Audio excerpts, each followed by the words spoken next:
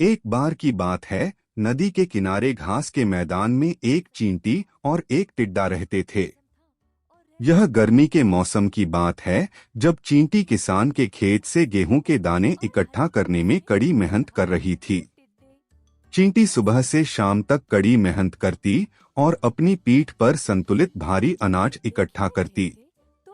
फिर वह गेहूं के दाने को सावधानी से अपने भंडार में रखती और दूसरा दाना इकट्ठा करने के लिए वापस खेत की ओर भागती। वह खेत और अपने भंडार के बीच इधर-उधर भागती रहती, अक्सर पूरे दिन यही काम दोहराती रहती। दूसरी ओर घास के मैदान में एक टिड्डा था जो अपना सारा समय नाचने गाने में बिताता था। वह अक्सर चींटियों पर ताना मारता था कि वे दिन भर अनाज इकट्ठा करने में इतनी मेहनत करती हैं।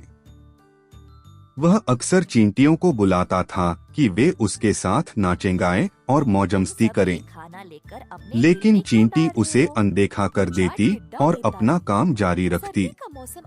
यह सुनकर टिड्डा और भी जोर से हंसने लगता और अक्सर चींटियों का मजाक उड़ाता कि गर्मियों में उनके पास खुद को जिंदा रखने के लिए पर्याप्त भोजन होता है।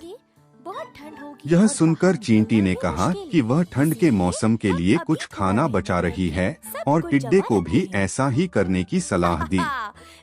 टिड्डे ने उसकी बातों पर ध्यान नहीं दिया और खुशी से गाना और नाचना जारी रखा। जल्द ही गर्मी का मौसम पतझड़ में बदल गया और पतझड़ का मौसम सर्दी में बदल गया। बर्फबारी के कारण बाहर बहुत ठंड थी और सूरज मुश्किल से दिखाई दे रहा था और रातें लंबी और अंधेरी थीं। ठंड के कारण टिड्डे ने गाना गाने और मौजमस्ती करने में अपनी रुचि खो दी। वह ठंडा और भूखा था और उसके पास बाहर बर्फ से बचने के लिए कोई जगह नहीं थी। वह सोच रहा था कि इस कठिन परिस्थिति से खुद को कैसे बचाया जाए। अचानक उसे चींटी के बारे में याद आया और वह कुछ खाने और आश्रय के लिए उसके पास गया।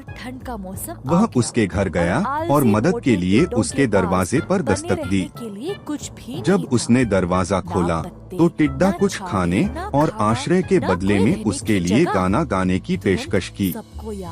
इस पर चींटी ने जवाब दिया कि उसने सर्दियों के लिए पर्याप्त भोजन बचाने के लिए गर्मियों में कड़ी मेहनत की थी और टिड्डे ने तब उसका मजाक उड़ाया था।